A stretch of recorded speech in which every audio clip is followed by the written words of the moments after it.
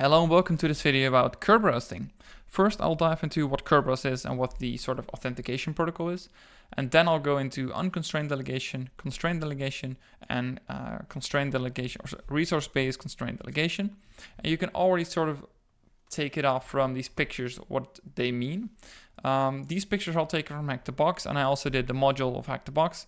It's really, they have great lessons, it's amazing. So I do recommend sort of also following this course, as it's just really helpful. First of all, I'll go into how the Kerberoast authentication protocol works. So it used to be that when you authenticate to a server, this was like, for example, in the 2000s or before that, there was a problem where when you authenticated, your SMB NTLM hash was stored in the memory upon authentication, meaning that if there would be someone else on the computer, or maybe someone else would break into the computer, they could read your hash and just use it to, for example, access other services. And this was, of course, a huge problem because you could just authenticate yourself as if you were the user, which is never good. So we are the user. Let's say it's my computer, and I'm going to go to the KDC, which stands for the Kerberoast Key Distribution Center. It basically handles all the tickets and stuff. And then we have an AP, which is just an application. Could be a server, a website you want to access. It's just a service you want to use. Now, the way we want to make a request is we have an Kerberoast as rec, right? So what is in it? In this, because we never send our password, okay? Because that would be sort of unsecure. We send our username and a timestamp. Password is never sent, okay? This is really important to note. So we send our username and timestamp. We don't say, well, we want to access this application. We just send our username and timestamp. And what are we going to get back? A Kerberoast as rep.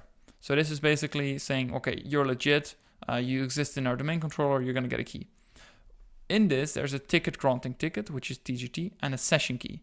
Because we also send a timestamp.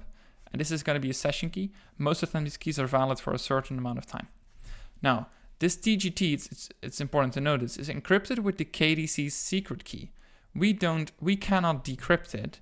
Only the domain controller can, and the Kerberoast and other services. Because if we were to be able to sort of make changes to this, we could say, all right, we have all the rights in the world. But now it just says, all right, you're allowed to ticket granting ticket, and only the DC can sort of decrypt it because we don't want you to change it, right? Right. Then we're going to say, all right, I send my ticket granting ticket as a request because I want to access, for example, any service. I want to access the web or a file server. So they send it to the domain controller, so the Kerberoast Key Distribution Center, the TGT, and an authenticator, which is just a timestamp because you need a certain sort of timestamp with it, and it's just the timestamp is encrypted with the session key. Well, what do we get back? We get a Kerberoast ticket granting tickets reply, and this is going to be a ticket granting service. And this one basically, it decrypts our ticket granting ticket. It verifies that the authenticator is correct, which was the timestamp. And it sends back a service ticket granting service. I believe it is. All right. And then we get a new session key for the user and the service. So basically with this, we should be able to access the service as we have a valid ticket because we do exist. And I'm not sure if it checks rights, but I believe it checks rights as well. So you're allowed to access the service. And now we're going to go into the service and we're going to say, hey, come on, please let me in. I need to access the service because I want to access the file server or the website or whatever. This one is gonna, the AP, the service in this case, is going to decrypt the ticket using its own secret key. And it also verifies if the user exists and if the ticket is correct. It can also go to the key distribution center of Kerberoast. And it also checks your PAC, which is your Privilege Attribute Certificate. You can find this when you, for example, look through Windows things. Within this is your user ID, which is like your unique number in Windows, group memberships, privileges, and all that stuff. So it can verify, can you access a service, and maybe what kind of rights have you? Can you read it, or can you read write, or can you execute stuff? Like it all depends on this one. What do we get back? We get a valid, okay, your PAC is valid, so Privilege Attribute Certificate. And these are the correct permissions, so come on, you can do it. An optional option which can happen is that we're going to send back, all right, good, you're good to go, you can continue, And also it proves that the service is real, because it could also be a fake service that we're targeting, which could be another access sort of step in here. All right, this is basically how the Kerberos sort of authentication protocol works. I don't know it out of the top of my head, so it could say, it could mean that I have mentioned something wrong. But we're going to go over to sort of different methods we could take advantage of this system, because there's key holes in here, which did get fixed, but there's still certain vulnerabilities in there over time, right? Let me just check where I had my notes. So first of all, the unconstrained delegation is really old school. I think it's before 2000 or 2003. And it would be that if a user authenticates to a service with this setting, their ticket granting ticket is tucked away in the service memory. So it's there. And the server can then also be used to impersonate the user to access any service on the network. So basically, we're going to use our ticket, and this sort of server can access anything. There's a whole lot of options, because this means if you get a certain ticket for one application, you can also access another application, which is not something that you want to happen. Then the next one is going to be constrained delegation. And now you can see you only get access to a certain service. Sorry. So now it's going to be, I think it's database service. You can only access SQL, because that's also going to be your sort of rule, right? And this is the middle ground between what we have now and what it used to be. So this is just what Microsoft introduced to limit the risk, and it allows a service to impersonate the user, but only with a specific list of services defined inside of Active Directory. So it's like giving someone a key that only opens 3 specific doors instead of a master key which opens the whole building. And now what we have now, or at least what most servers should use, is resource-based constrained delegation, RBCD in short. And this is sort of the modern twist. And unlike the traditional constrained delegation, the permissions are set on the target resource, which is just a lot better, because before we used to be the front service. It was like, all right, here I am, and you could access things. Now it's also on the target resource, which can verify if you have these rights. So it allows the resource owner to decide like who can impersonate users to them. So now the database service, it's like, all right, I will allow web server. Am I saying that correctly? the database server to access me, but not the web server. I think that's what it's trying to explain here. But under the right conditions, they can also configure themselves to escalate privileges, as it could be that you have, for example, a fake service here, which can say, well, okay, I have this certain user and I can always access this resource, for example. But that's something we're going to dive into deeper. Then there's something else which you don't have here, which is about tickets. So they mention silver tickets and golden tickets. And the golden ticket is basically, if you have this ticket, you steal the Kerberos ticket granting ticket account's hash, which is the heart of the domain basically. And with this, you can sign any ticket you want. You can create any ticket you want. This gives you total persistent control over every object in an entire domain. And this shouldn't be too easy to get, because the hash shouldn't be shared. I'm not sure. We're gonna go into it, right? But what you also have is a silver ticket, and this is also a forged service ticket, so ticket granting service. Because, for example, you've stolen a hash of a specific service. For example, in this case, the database or the SQL or whatever. But you can create tickets for just that service, which could also be really strong, right? Because if you can access that service, maybe that one can also have rights to make certain changes on other services, which can allow you to escalate sort of further. But it's much more stealthy, because it never talks to the main controller, because the scope is limited to that one specific service. So it never sort of interacts with the domain controller in itself. We're going to go into the video. This is recorded like after I've done those videos. So I'm going to do some text underneath the video when something isn't clear, because I'm also just learning along the way. So don't take everything I say as true, as correct as things I say. I'm just trying to learn as well. So that's it. So hello there. We're actually going to connect back to this, or XRP into this machine. I use 3 because 1, or like the normal base version of XRP isn't available anymore for the newer Linux versions, I believe, or I just couldn't find it. I'm just not able to install it. I don't know why. whatever, right? So what we have on this machine, if we see at who am I, if it works, it's a bit slow. We're Derek Walker. And if we look at that user, we can see we have certain rights here. I'm not sure why it says user counts for SQL01, even though we're Derek Walker. I'm not sure how that works. Maybe it's some setup faulty issue, or I couldn't figure out why this works. All right, so what we want to do is with these tickets, they're getting passed along in the domain tree, so people can pick them up and get stored in the LSS memory. So other computers also know, right, this is a valid ticket. If this comes to us, we can accept it, and this person is actually who he says he is. Was it a correct sentence? I guess. Right, so what we want to do, we just want to monitor, okay? So Rubius is actually a tool we can use to do a lot of great things. And one of the things is to monitor for, and it's actually going to be monitor for these tickets. And we're going to do interval of 5, which is just 5 seconds. Check every 5 seconds if there's new tickets stored in the LSS memory.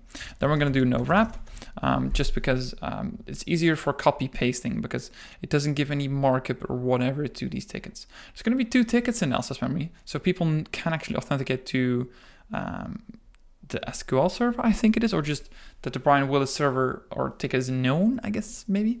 But these are interesting, but you can actually look into what kind of rights these things have.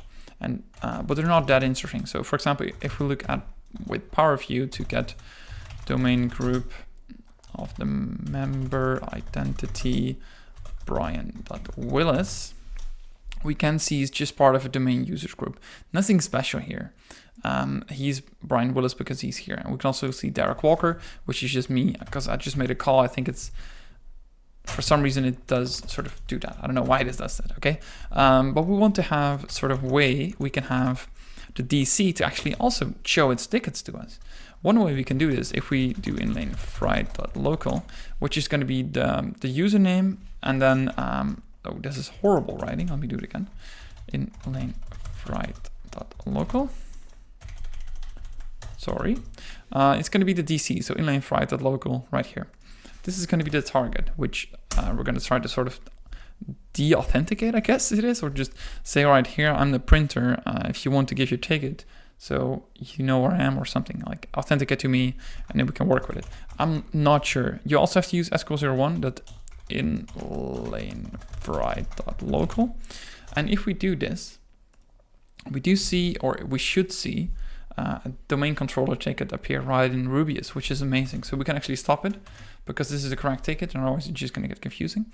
And we do want this ticket because what we can do with it, it's active for a short time, but what we want to do, we want to renew it so it actually gets stored in LSS memory. So we also don't know how old this ticket is. So I'll do a Rubius again because you can do a lot of stuff with Rubius. And then I'm going to say, all right, ticket is going to be the one I just copied, and then we're going to patch the ticket. I think it gets passed to LSS, I think it is, but now it gets stored for a longer period of time. So we have a bit of a longer period of attack range, I guess, we can use with it. All right, so now the ticket is stored. What we want to do, we want to go to Mimikatz. Mimikatz is a really great tool to do a lot of Kerberoasting. I think it's especially made for Kerberoasting, and also this delegation type of attacks, right? What we want to do is we want to do an LSA dump. So we want to get the credentials out of this ticket, basically, because this ticket stores the session, which is just the time which is going to be active, and also the user and the service this one can access. You can try to change it, but I think it needs to be, it doesn't get checked in 2 ways, but it just needs to work. But I'm not really that big of a star in, I guess, encryption maybe, or just the way these things talk to each other yet. So I have to work on those. We're going to do user Brian.Willis, because we're going to DC sync it. And now we have this ticket on our name of the domain controller because it's assigned to our sort of computer, but we also get its hash, its NTLM hash, which is an RC4 encrypted, or is it? RC4 encrypted value, actually, which we can actually use to get a new ticket again. And it's also really confusing to me, but we can exit out of Mimikatz. But if we run Rubius again and ask ticket granting ticket on the RC4 encryption, which is the same as NTLM, but this is just the name they give to it, right? And also as the user, and now we have to do Brian.Willis, and then the pass a ticket, I believe it is. So now we have a new ticket. I'm not sure why we need to do this 3 times, but we should be able, if we now go into inline .local/c $. We should be able to.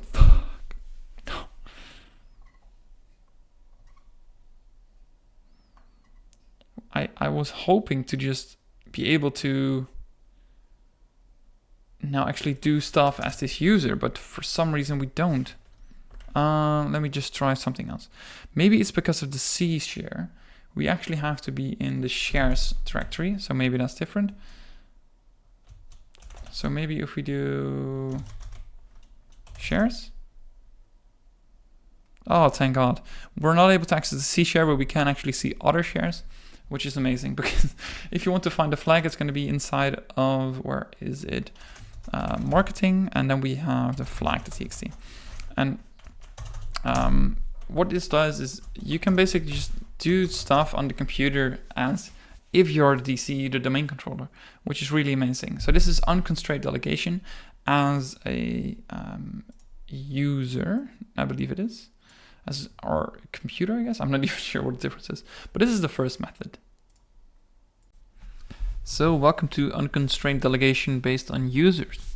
So there's actually an exercise from Hack the Box, and it states that Callum Dixon with his password has unconstrained delegation set, and Carol Rose with the password of Jasmine has generic right over Callum Dixon. Using this information, try to compromise the domain and read the content of c.flag.txt.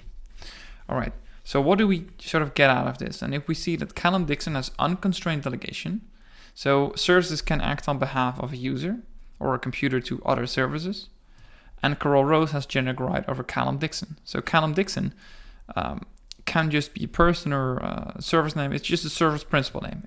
It's a usable account basically. And we also have Carol.Rose. And Carol.Rose can actually make changes to Callum Dixon. It's not actually, well, it's sort of a change. What we're going to do, we're going to say that a service hangs under its name, and if you want to access it, you want to connect back to our machine.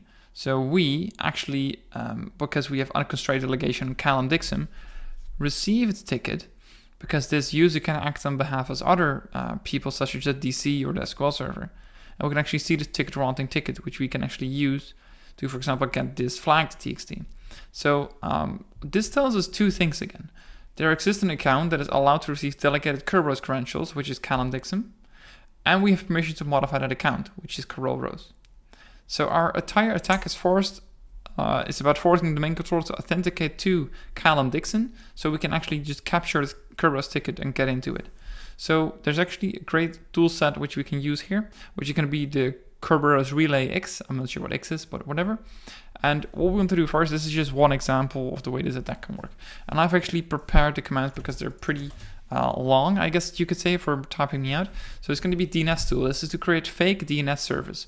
And before I continue with this one, I want to show you that I modified my host file. That's not how you write hosts. To see that this is the domain controller, which we got from Hack the Box. So it's inlanefry.local and dc01.inlanefry.local. And we also have our IP address, which we can see right here. If we use ifconfig is fine as well. Under 10.0, we have 10.10.14.2.9, which is going to be our raw computer at inlanefry.local, which is going to be us. You can name it anything you like, but we're just naming it this because it sets it in this raw computer, which we set here. And then we have the domain of, this should be us. Yeah, should be us. And then we have the action to add it. So we're going to add this fake DNS server basically. And you have to look up a bit, but if you not do an NS lookup, it's going to take a second for the server to be able to find this service, which actually can take a second, but I do want to wait for this one. So let's just see why does it not work. I was expecting it to work already. Did we add it yet? We can already prep the next command and come back in a second. So here we have the second command, and with this command we actually want to add this. We're hanging a service under the name of Callum Dixon, which is the raw computer in inlanefry.local. So we can actually run this, and it should work, and it's modifying, which I think allows us to also see its computer. Why is this not refreshing? Come on. I think it should just work. All right. Maybe that this session is stuck. No, okay, now it just took a second. So you can see if you want to go to row-computer.inlayfry.local, you actually go to our computer, which is this Kali Linux instance. And if you want to go to any other one, you can go to this IP address. So now we've also hung this service under the under the cifs of Dixon account. So the next thing we want to do is we want to have a relay active, and basically we're just going to listen on this account for these ticket granting tickets. So now we're just listening. So we now need to go to another window to sort of force it to try to connect back to us. And I have this command right here, which is going to be the printer bug. This is basically, because it's a big domain, it's going to say, well, okay, you need to connect back to the printer, and it's a shoot and go, shoot and forget type of thing. So it's shooting, and you can't see this might or might not have worked because we don't know if it has or hasn't worked. And we see we have get access now, which is actually a good call to see. And if we now go to here, we can see we have couldn't find the correct encryption key. And this can happen, but most of the time it means that we didn't sort of securely send over our password basically, but because we set it here as Callum Dixon, and there's actually a website to set this. Let me just copy the password, because we can use the NTLM hash, which is the same, so we can use this one instead. So if we just stop this and use hashes to specify and paste it, it's going to be the exact same password but hashed in NTLM. So if we now run it again, and it's just going to run, it's going to say bind okay, got handle, and we get the same message. But now if we go over here, we can actually see we got a ticket from the DC01. So the DC01 tried to connect back to us because it has this new server and I want to be able to authenticate to it. So it just makes things a lot easier and quicker inside of this machine. Now that we have it, we can actually hop out of this sort of load session, because we want to export it to cache. And this is a way on Linux to make a sort of variable which you get on screen. So you basically take its whole name and we're going to add it to the cache. So now we see we actually have this cache set here. So if we go to 01, you can actually see what it is. It's in gibberish. I don't know, it's like encoding or whatever, but it's the Kerberoast ticket, and it's actually, I think it's the session with something else, so it's not completely readable by everyone. And now you actually already have access. So what we can do is, if we use inpacket, we can see actually get the flag. The way you can get this hash of the administrator is actually supposed to be easy, as you can do, for example, an LDAP search, or actually the correct command to do this is, let me check for a second. It's going to be this command, but we have to change it to, so it's inpacket secrets dump. But this doesn't work because we don't have its NTLM hash. So the way we try to fix this is because we want to be able to sort of, get the hash out of this one, because this should work. And it might be a problem with the time. So I tried to set the time to my own time because the clock skew is too great, but this doesn't work as well. Oh wait, it does work. So now we actually might be able to, or not. Let's see what this does. I hope it works. It's taking a while. What? Damn it. All right, I'm not sure what the exact command is to get the hash, but basically what we can do is, if we have this working, we can actually do, for example, also do a reverse shell. So we don't even need to, get back to this. And I've already got something written here, which is a way to sort of see what you can do. So this is the inpacket WMI exact function, and we can paste anything in here. This is the command. These escape sequences are used because we have the single colon and the double colon here. So it makes it difficult for us to paste anything inside of here if you paste 64 encoded, because we can, for example, say now who am I? And it's just going to say your NT authority, I think it is going to say. It's taking a second. Should be finished. Don't even get anything. So, oh, sorry, we're base 64 encoding. So if we now go to CyberChef and we're going to say, who am I? Inside of here, which is loading for a long second. Okay, so to base 64, and we're going to say, who am I?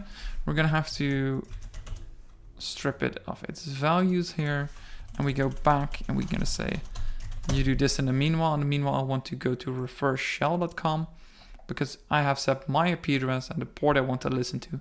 And then we've also got a reverse shell, which is base64 encoded. Because what we've done right now is we've actually set up a test method to see if it works. So we are administrator. And because we can actually base64 encode anything on the computer itself, we can actually paste anything in here that we want. So this is going to be the reverse shell, but we're not listening yet. So what we have to do, we do an LVP on the port 1234, which we have set. And if we can now just execute this, so we enter it, it's going to take a quick second. I don't know why it takes so long, but I think it just needs to, I don't know, pass the ticket, or it's just the impact at being slow. But if we now go here, we should see a connection forming. I don't really see it coming up here. Is it done already? Oh, there it is. So you can actually do stuff on this computer now.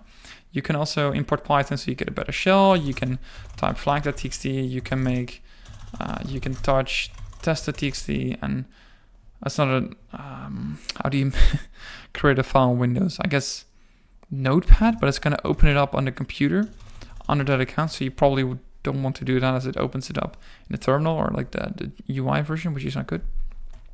But you can go, for example, into curl.holmes and see what this user has, which also has the flag. So this might be an older flag. So RBCD from Linux is fun, which might be the next flag, I don't know, but you can see these things here, which is basically unconstrained delegation from a user's perspective by hanging a service under a user.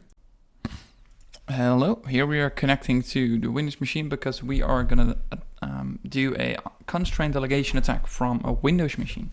So what this basically means, we want to look for people.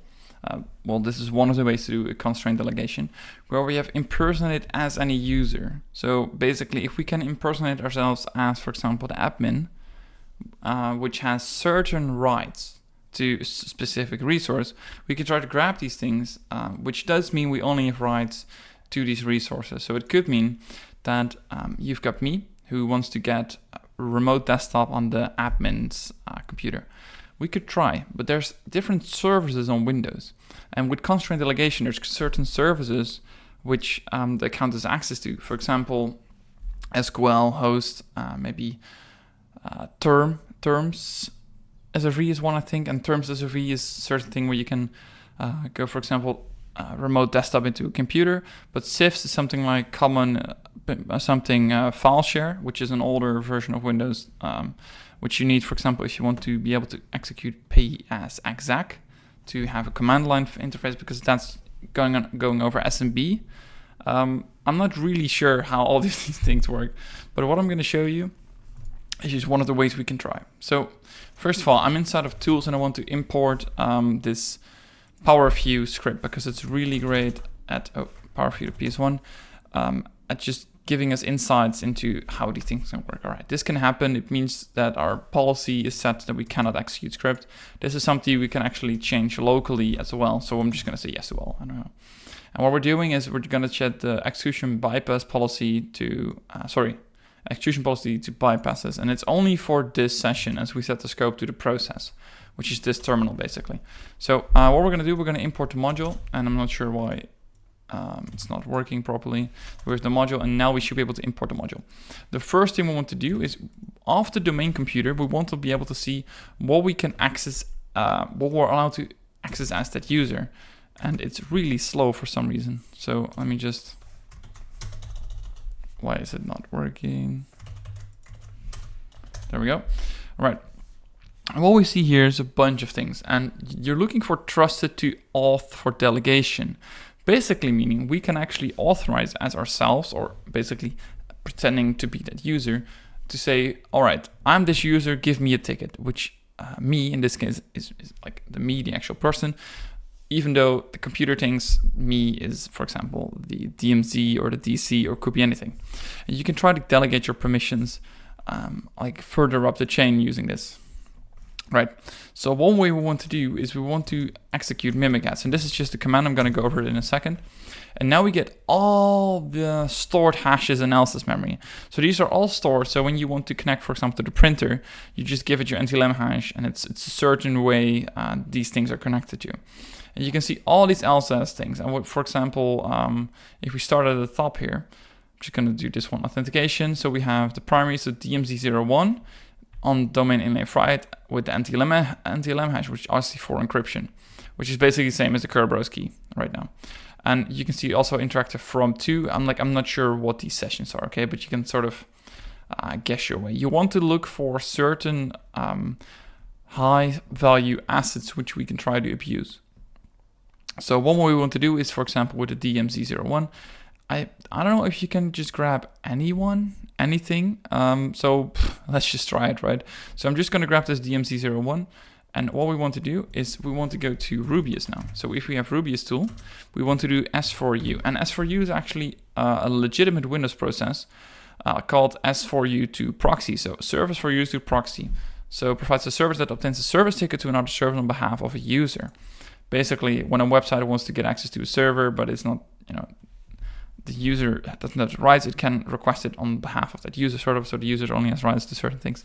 I think that's what it's trying to do, but it feels pretty complicated. So you can also do it for yourself, apparently, on behalf of a user. I don't know, but it's possible to do these things, okay? So we can just drop this one down. Right, so S4U to proxy, and then we're going to impersonate a user. So what are we going to do? Impersonate user. Who do we want to impersonate? Administrator. So, okay, administrator.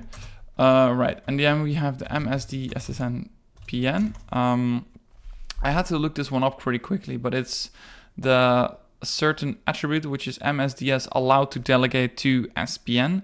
So I think it tells Rubius which SPN a service account is allowed to delegate to. And so we're just going to have to provide something here. So we're just going to say www/w07.inlanefried.local. And to be honest, I'm not sure where WS01 is coming from. So I'm pretty sorry about it. I don't know where it's coming from. Anyway, can we get rid of this? Please go. Yeah, infrared local. And then we have the alt service, which is going to be HTTP. Then we have the user, which is actually going to be the user that we want to steal it from. So this is DMZ01, which we have the RC4 hash for. So we're just going to also give it this RC4 hash, which we just copied. And then we're going to say pass the ticket. And this one should try to get this ticket into our hash, or our, we'll try to store it in the cache, hopefully, right? And then you can also confirm it with klist. So we can see we actually have a cache ticket of the administrator at inlanefried to access HTTP WS01 inlanefried local at inlanefried.local with certain things. Like, I'm not sure what these things even are, right? But what you can try to do, it's going to try to enter, I think it's a PowerShell session. How this even works, it's still beyond me. So I have to dig a bit deeper into this one. But this one is actually a shell, and you can actually just go into the certain computer parts where you want to find like any file you want, basically. So really cool, really amazing. Still have to dig deeper into how these actually work. So now we're going to do constrained delegation attack from a Linux perspective, which I found more, I guess, clearer compared to Windows. It's all in packet tools most of the time, so you can just view these and inspect them like what you want to do. So what we want to do here is we want to have query actors directory to identify accounts which are trusted for Kerberos authentication. What it's doing here, because of the exclamation mark, it's a certain variable in Linux terminal. We don't want it to execute, and you see it's actually gone now. So what we want to do is you can either use these semicolons or colons, I guess you can call them, to get the password across, but you can also do a / on these ones to also get the certain same results here. But what we can see, we have delegation rights too. So we can basically sort of impersonate ourselves as that user. DMZ01 is most of the time better as to take these over than persons. Also because when you take something over on a computer, it's less likely that someone is actively using it as like a user interface which could alert people. So we're looking to constrain delegation with protocol transition. So it's going to be one of these four. So it's going to be DMZ01 or Beth Richards. We actually have the credentials for Beth Richards. So we probably don't want to look at those as we already have the rights for her. So we're going to be stuck at looking at DMZ01. So now we want, we can't really choose because it's the same account anyway. So we can continue to the next step. But what you see here is we have term SRV. And term SRV is going to be for a remote desktop protocol, because somehow that's term SRV. I didn't figure it out yet, but you have sieves and term SRV. And with sieves, you can use PSExec, because you use it's an older version of SMB protocol. SMB protocol is the new one. So you can have a terminal-based sort of experience. And term SRV is for a remote desktop, so you can get into there and sort of work with it. But this one is www or www, which I'm not sure yet as to what we can do with it. But the next step is going to be to get we're going to abuse the term SRV DC01. So we're basically going to request a source principal name of term SRV DC01 because we're impersonating as this user, as administrator, using our Bath Richards account. So it abuses the Kerberos S4U, which basically, as I showed previously, the S4U proxy or S4U itself, where you can request a service ticket on the DC01 while impersonating the administrator.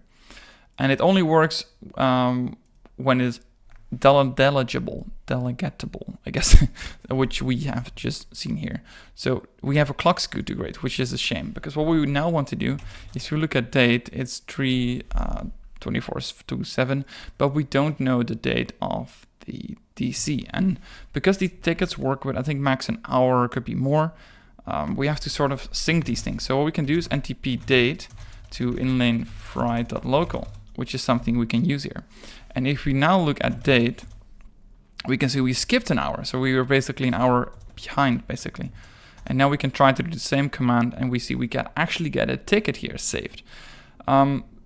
If you have to fix this on VirtualBox like I'm doing, you have to turn off the box and run a command in your Windows environment to disable, I think it's the time sync option. I don't have the command anymore, but you need to disable the time sync option, because otherwise it's going to go right back. But my time is still at 4:24, but normally every 10 seconds it refreshes back to your own host. So on my host it's now like 10:30, right? So, but somehow it tries to convert it to American time or whatever it is, and it just goes back again. All right, but what we see here is the ticket has been saved here, and you can actually see the ticket is actually there. So you can even cat it and whatever you want to do with it. It's unreadable, right? But it doesn't matter. You can still look at, you can do this one. Like the ticket specifications, like when does it expire? So we can actually able to use this one until the first day of February, which is today, which is okay, right? Or sorry, and it has to renew until here, right? So until there. So this was the time it was given out, I think, right? I'm just trying. Oh, no, sorry. Valid starting from this one till this one. It's 10 hours, which is quite a long time, but I guess that's the normal sort of work time which you have when you work on a computer. So it can just give out these tickets so you don't have to authenticate to every single other service. What we will try to do, we will try to change our session to a sieves session. But it basically says information was invalid because it's not using our new ticket for some reason. So you have to export it to your local cache. And now if you run this command, it should try to sort of convert this term ticket to a sieves ticket. And I still have to look into how it's doing these things. But here it's changing sname from term SRV to a sieves. And we don't have the proper rights to RDP into it, right? But we can actually now use sieves, which is terminal-based, sort of like command-based, to, become system. So I still have to dig into it, but I think it's really cool that we can get it using this way, even though we didn't have the rights. So, yeah. All right, here we have resource-based constraint delegation.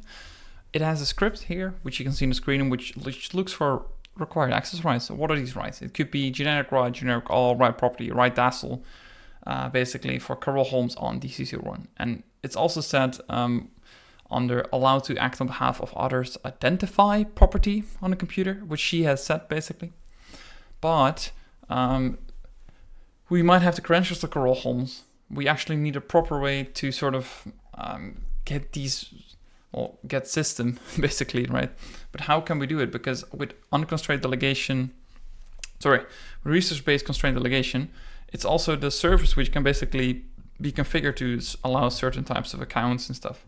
So we can sort of probably create a fake computer, which could be allowed. So we can configure it in a way so it's allowed to access, for example, the DC01, because that's configured in a way as well. Right, all right, anyway. I don't know much about this topic because it's a really slow lab. This one took about like 2 minutes, which is really slow. So I'm just gonna paste in the commands I have here. So we're gonna import powermat.ps1 because we need a fake computer, and we actually need a fake computer because it's one of the simplest way to get a computer which we have administrative privileges for. So you can have, for example, Carol Holmes, her computer with admin priv, but you can also just create a new one, right? Because we're on her anyway, so we can create our own. We can then set our own computer stuff. I guess I'm still not really sure, but these actually take a really long while. I'm not really sure why, and they fail a lot of the time as well. But I can go over the next command already because we have to change a lot of stuff for this computer, because we want to set this this attribute ms allowed to act on behalf of others identify to set it to just to set it, because I think if it's one you have generic right and also generic all, I believe. So I'm just going to paste in the command and hopefully it doesn't die on me. So I'm just pasted it in. It's thinking, it's really processing. I'm not sure why they give it such a low amount of resources, because it's struggling to just withstand what I'm sort of typing here. It took so long. And see, it doesn't work anymore. God damn it. Because it's not recognized an external commandlet, which is a shame, because why is it not doing this one? Right, okay, so what I'm gonna try to do is I'm just gonna try to do a new PowerShell session, because I don't know how to fix that error. I'm just gonna wait a second, and there it is, run as administrator. Yes, we want to run as administrator. And I want to go and just go to tools. Right, and we want to paste in this command again. Come on, can you just load for a second? There we go. Hopefully it works because the computer was already created, right, in the previous PowerShell session. So this one should change these attributes. So we actually have we're changing something on DC01 because we're setting the ms allowed to act on behalf of others identify to 0, I think. I'm not sure. I think it's to 0. So we're actually able to, no, wait, sorry. New objects, arguing that's bad. I have no idea. I don't know what we're trying to do, but we're changing allowed to act on behalf of others identify to something. So we have the right to basically change things on side of the domain computer because we have set it here. After we've done this, we want to get a hash of our hack the box user, which we just created. Come on, it should load a bit faster at least. Come on. All right, it seems to be finished here, so we're just going to try to run this new command. So, oh wait, I clicked. Okay, I clicked. Okay, that's fine. I'm not sure. It's a really slow box, and which I'm having really trouble with. We want to get a hash. We get a hash perfectly. You see this hash? We have it in this command as well. It's CF767 C9089. Come on, please load. Come on. It's so slow. I don't know what we've done to me. So, I think we did it 2 times. Anyway, I want to try something else first, which is just listing anything in here. We can actually list it, which is perfect because we want to get the flag, right? I'm just quickly going to check for my own sake, because if I do some other command, it destroys itself. So we're going to go into Carol Holmes, right? As we want that user. So we're going to say c/carol.holmes. I think this is the way we do it. No, it's not. It doesn't exist. So is it $?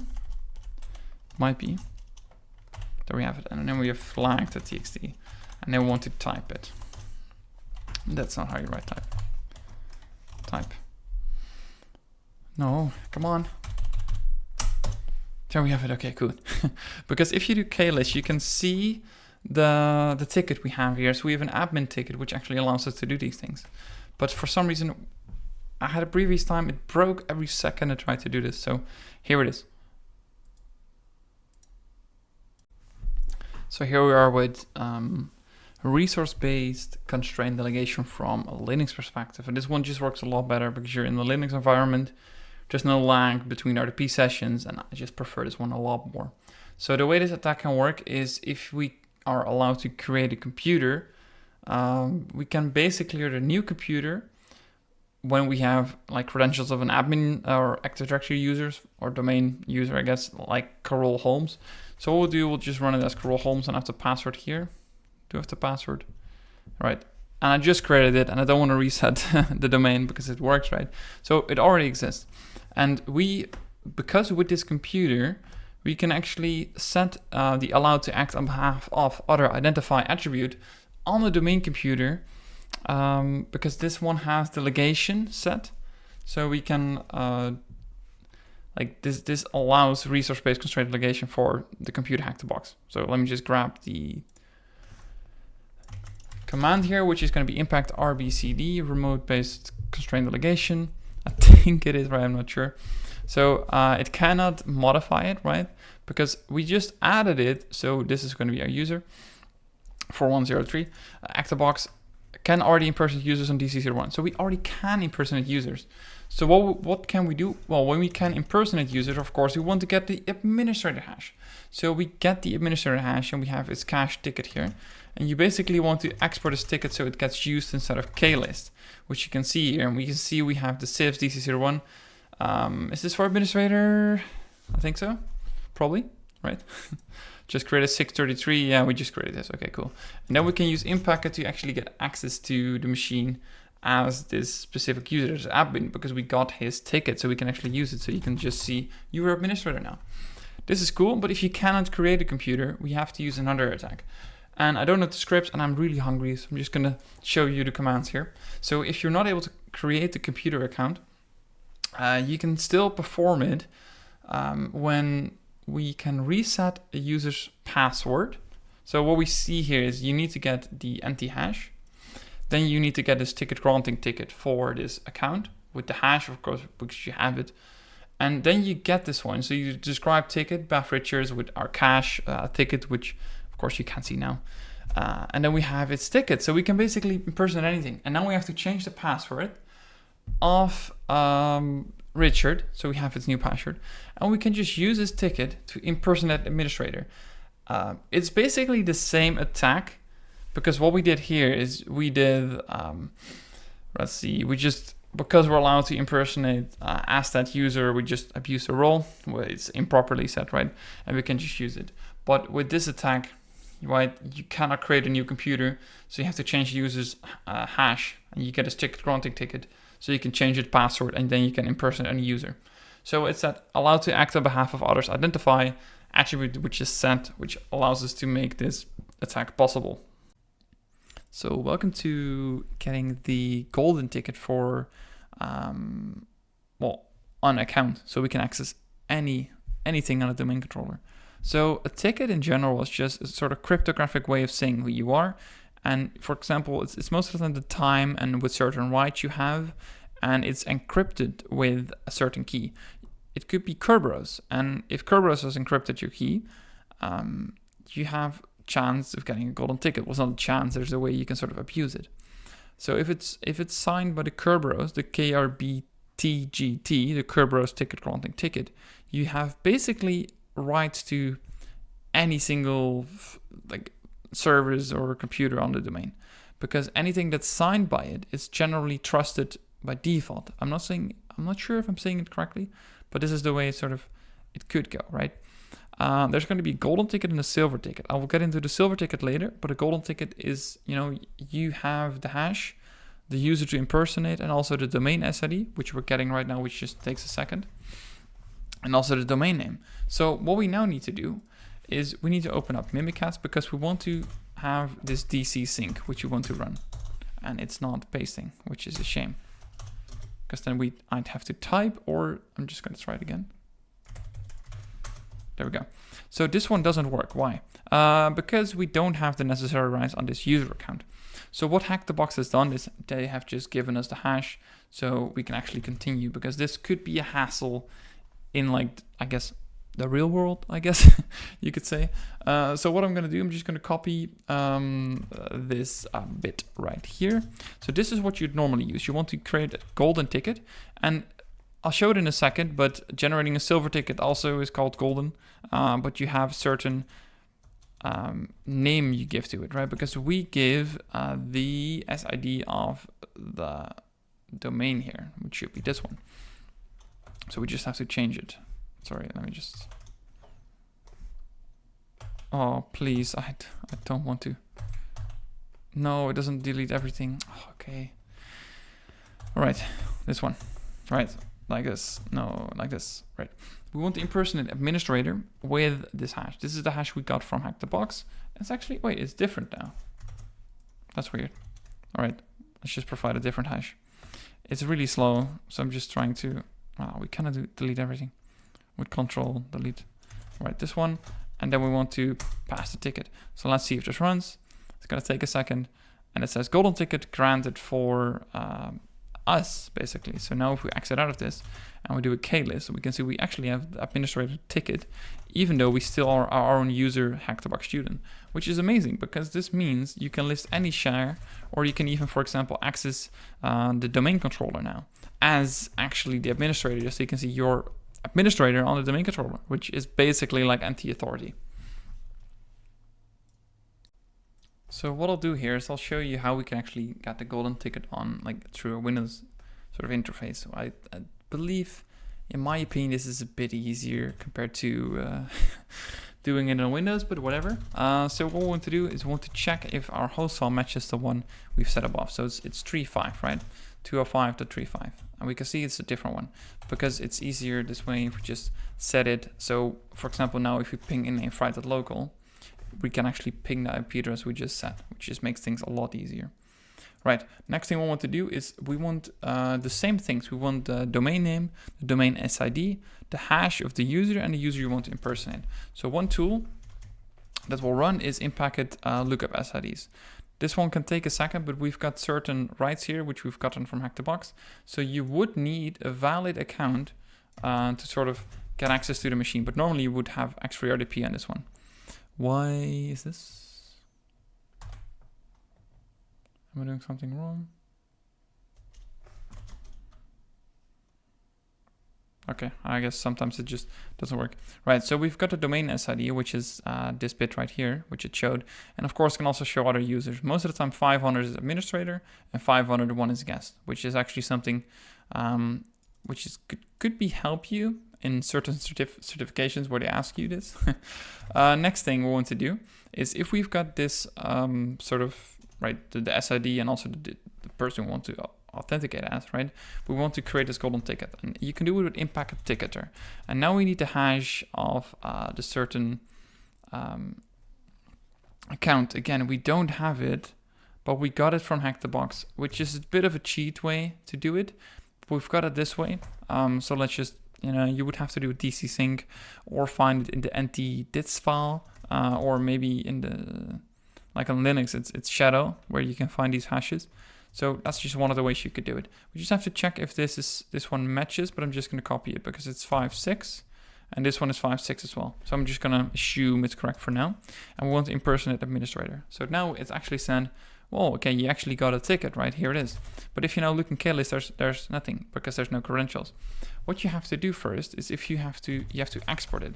So if you now export it, you can actually see you have the ticket now because we've exported it in cache and now it's actually stored and we can actually use it. And one way you can sort of connect this, for example, with in-packet PowerShell execute with the no pass with K, because this is I believe it's the ticket, but I'd have to check in a second. But this is the way you can sort of get access to the system itself as administrator, which is, I think it's really cool, or even authority system, really cool. One way you can, I would just want to see what the K option is. Please let me go. So man in-packet actually let's do in-packet ps exec help. Let's see what we get here. So the K option is use Kerberoasting authentication. Yeah, so this is the stored in the cache, right, which we've just done here above. We exported this as KRE5CC name, and it's basically saying we're gonna read your cache. So this was how you could do it from Linux. So here on the screen is a way to create a silver ticket. And why is it a silver ticket, right? Because we see here it's a golden ticket, I even specified here it's a golden ticket because there's actually not a way to sort of generate silver in this way. So what we've done here is if you want to get a silver ticket, you need the same 4 things, which is the user to impersonate, the domain SID, the domain name, and also the hash. And you can see it here in the ticket again. We have the domain, user to impersonate, the SUID, which is service identifier, and then the hash. And then we run the target. Well, it's a silver ticket, and now we want to have to a service, right? We want to have a ticket to a specific service, not everything, which is actually, it's already hard to detect the ticket because I believe, there was something, was like not stored in LSS memory or something. I don't know, something like that. And we now just give it our ticket. This one is actually signed with, our user information is stored in the pack, which is the privilege attribute certificate. This pack, our certificate, is copied into the ticket granting service, which is now this ticket that we have created. So we should have created our own golden ticket now. So if we just exit out of this and klist it, we can see we have a CIFS, which is, I think it's like for command line interface system. I don't know, it's like an old way. Basically, CIFS, same as SMB, we can just talk to the server. Okay, I guess that's sort of the easy way I can put it. So now we should be able, but I hope it works, to list the contents on the SQL01, and there we have it. So it actually works. This is a really cool way, but what could go wrong here is we don't have a fall guy because we are doing it in our own session, which could actually be troublesome. So what we want to do is we want to create it with a fake, basically with a fake sort of name, and I'll go over it with you guys. So what we want to do is we want to run Mimikatz again, but I have to just make slight changes to my command here because it's not going to work otherwise. This one, and then we have, sorry guys, I have to just look something up real quick. That command itself is here. I have to change some values because it's the hash which we have to change. There we go. All right, cool. So this is the command that we're going to run. I'm just going to put it on the screen right here. This one. No, come on. /. So what we're doing here, we're doing the exact same thing, but we're creating a fall guy now because what we did first, we didn't have this ticket attribute. We only had service, CIFS, and then nothing else after it. So we added this, or actually we did pass the ticket /PTT, which we've changed now. So we actually focused on something here. But where is this? It's not here yet, right? So what we want to do, we want to create this fall guy, and we can actually do it really easily with Rubius. This just created a command prompt, which we want to sort of get our ticket into because we don't have anything right here, right? So we want to actually have this ticket and import it, and I believe we should now be able to see it. Oh, we don't. I'm not sure if this is needed now. But maybe it's stored in here now. Let me see if this works. Access denied. Oh, this is the part I'm not sure about. Let's just run it here. Maybe. Because I don't see it stored in the cache tickets. It is connecting. It's taking a second. It looks better than the one access is denied we had before. But I believe we've now imported the ticket into this command prompt. And if we kill this sort of process, it's gone, and we actually did a mess with our own tickets because it's not our own account. Username password is incorrect. Ooh. Sorry. I'm actually not sure how to fix this issue. But this is the way it should happen, right? So we're going to go over on how we can do it from a Linux side of view. So we will now get the silver ticket from a Linux side of view. So once we run this, oh, that's the password. Let me just grab it. It's all from ActiveBox, by the way. So just stuff you get from there. I want to show you that we actually have certain, we don't have it stored in this session. It's in the other window. But a way we can sort of get rid of it is with kdestroy, which could be easy if you're dealing with multiple sort of tickets, right? So if we do kdestroy and no klisting, and you see there's no ticket anymore, and it could mess with something because if there's multiple tickets, I think it can sort of use the wrong one and also, just remove it, I guess. So we have our new SID01, so we have 556. I have it already stored here, so I'm just going to run it. Let me just check if it's correct. So it's with impact ticketer. And with impact ticketer, we can actually create this silver ticket. And we're basically saying, well, okay, we want to run civs, which is basically for terminal based. I'm still not sure. You have term SRV, which is for the UI, like with, for example, with X3 RDP, which you can connect to. And now we have civs, which is more easy for terminal based commands. Now, of course, if we know the K-list, we can see it's already imported. But most of the time, like this could work, but what you have to do, you still have to export it in cache. And it's the same thing, but I believe now if you run it again, it should work. We have no connection. Why is it no connection? Name servers not known. Admin inline fry.local. Did I set the... Let me check how I set this. This one is 160. It's 2460, which should be good. What I can try to do is SQL01.inline. Right.local. Maybe could solve it. There we go. So that works. This one is more hard to work with, I have to say, because this one is with shares. So you have to do, I think it's shares, and then you list the shares, and you, for example, use C, and then you can say, I think, maybe list. What are the commands even? I want to use a share, and now I just want to list it, right? ls should list some information now. There we go. But it's I don't like this way.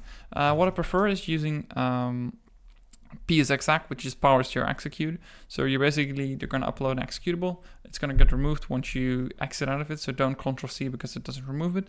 It just erases your tracks. And now you just have a fully integrated sort of terminal version, which I think it's much easier to work with compared to this SMB thing, right? It's good if it's the only way, but still it doesn't show you everything. So that's how you get a silver ticket from a Linux side of way. Here we are for pass the hash. It's going to be, you just steal a hash and you use it, which is basically the thing that we have to do. But first of all, what we will do is we will start a sacrificial process. It sounds cool. It's just a process which we start, and I am here. There, we started it. This is the command. So we use Rubius to create a net only. So it's going to be, net only. I'm sure what net only does, but it creates the cmd.exe process, and I ran it like a couple of times. But you have the LUID here, which is the local unique identifier. You can also see it in Task Manager that we started it under the process ID, right? The LUID is the local unique identifier because everything we do, for example, in this terminal stays in this terminal, and if we quit it, it's finished. But if we, for example, would do it on our own session, our own tickets could get messed up. And another thing that could happen is if you do it, for example, on a domain controller, and you mess up the tickets of that domain controller, then you've got a really big problem, because most of the time these tickets only sort of fix themselves, regenerate themselves, I guess, or just, appear when you restart the service. And if it's a domain controller, you have a big problem with your client. So it's best to do it in a separate sort of terminal, in a sacrificial process, any like tickets you attach here, because you can really cause a big problem for the clients, right? All right, so now we can see we don't have any special rights. And if we try to do anything like listing any information, it's not possible. So we need a sort of person that we can sort of take over. And what we can do is if we run Rubius and triage, you can see current logged on sessions. And we see Jefferson, Mats, and it's 2 sessions. I'm not sure why it creates 2, but it creates 2 for everyone. And then WS0 has 3, 1 more. I don't know why that is. And we're going to run a specific command, which is going to be this command. So what we'll do here is we'll get this local unique identifier, and we want to impersonate service KRBTG, and we just want to dump a new ticket. We want to get a new ticket. So we're just asking the service KRBTG, Ayo, can you give me a new ticket because I want to connect to like whatever it is. And we just get a new ticket. So F413. If we run this, it's not going to work. Why? Because these sort of LUID, your local unique identifiers, I don't know why it is, but they only last for like a quick second. So you actually have to be, well, not too quick, but rather quick. So let's just do 1942D8. See if I'm quick enough. So there we go. So they only last for a quick second. So it was 1942D8. And if I now check again, it's still the same, but I think in a couple of seconds it's going to be gone. Just check one more time. All right. I think it takes maybe a minute or so. I don't know. We're going to just grab this ticket. Oh, it's really slow. So just grab this ticket. I think if we double click on it, no, we only get the line. All right, so it's base64 encoded. You can base64 decode it. It's not really needed because we need it in base64 encoded anyway. So what we now want to do, we want to renew this ticket, but remember, don't do it in this shell. We want to get the sacrificial shell basically, and we want to go to Rubius, and then we want to get a new ticket. So renew /ticket, and I believe it now also forgets the old ticket. So if we do klist, we can see we don't have any new tickets. I actually should have checked beforehand, but we have this ticket now. And what this should allow us, because that sort of person had access to the domain controller, it should allow us to sort of connect here. And we see we don't get a connection. Why is that? Because it's not a valid location actually. Wait, is that my fault? Wait, dir /dc01/c $. Oh, so it's one slash. Okay, sorry. And this is basically past the hash. But remember, always start a sacrificial process, because one thing that could happen, for example, if I were to go to the task manager, if I were to end the task of explorer.exe, which basically handles every single visualization thing you see inside of Windows, you would have a big problem. So let's say I sort of took the LUID of Explorer and I would end it, and no person on the computer would have a screen anymore. It might still seem like a screen, but if you look at the background, you can see there's literally nothing here. It's just empty, and I cannot click anything, cannot do anything. Where you can sort of start this process is, for example, by restarting the servers, or that's not going to happen, right? Because why would you? So explorer.exe would start it again, and then you have your screen again, which is everything saved, whole world is happy. But this is just a sort of minor thing. If you, for example, would overtake the domain controller and it would break for some reason, you have a big problem, because it just don't do that. Don't do that.